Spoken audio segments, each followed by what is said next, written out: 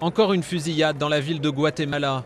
Malgré les soins, cet homme finira par mourir de ses blessures. Son assassin ne sera probablement jamais retrouvé. Au Guatemala, l'impunité est quasi totale. Une corruption à tous les niveaux du gouvernement empêche la justice de fonctionner. L'État guatémaltèque est très faible et cela dure depuis des années.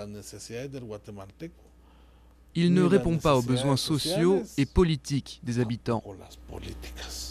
Résultat, les cartels de la drogue et du crime organisé agissent librement ou presque. Pour eux, le Guatemala est comme un péage, le point de passage obligé de la cocaïne qui remonte vers les États-Unis. On pourrait dire que nous sommes le fromage ou le jambon dans le sandwich. Le Mexique fait pression d'un côté, la Colombie de l'autre.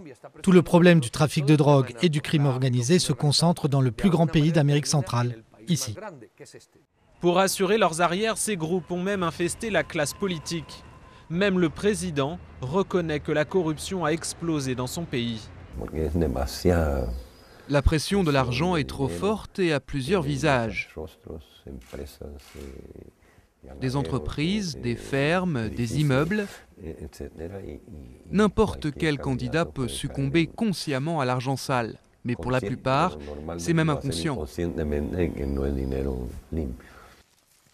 L'armée est pauvre, mal équipée et ne fait pas le poids face aux cartels.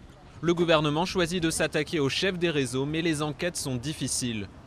Ce que nous pouvons faire et ce que nous faisons, ce sont des enquêtes sophistiquées et un travail de renseignement.